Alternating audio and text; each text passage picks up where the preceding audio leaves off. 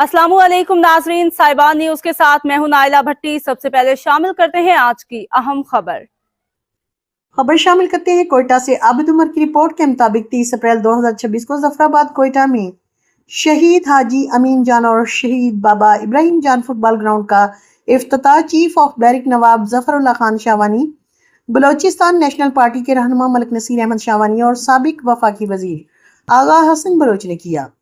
तकरीब का आगाज तिलावत कुरान पाक से हुआ और बड़ी तादाद में सियासी और समाजी शख्सियत, कारकुनान और नौजवान शरीक हुए। इफ्तिताह के मौके पर वनडे फाइनल खेलने वाली टीमों में winner cup Young Brothers team और रनर अप कप शोदाई बलोचिस्तान क्लब को दिया गया।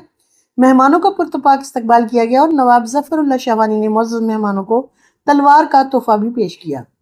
मुकर्रिरीन ने नौजवानों को मुस्बत सरगर्मियों की तरफ राग़िब करने और खेलों के फरोग की अहमियत पर जोर दिया। तकरीब के इख्तिताम पर खिलाड़ियों में ट्रॉफियां और इनामात तकसीम किए गए। अब तक के लिए इतना ही। मजीद खबरों और अपडेट से बाखबर रहने के लिए देखते रहें साहिबान न्यूज।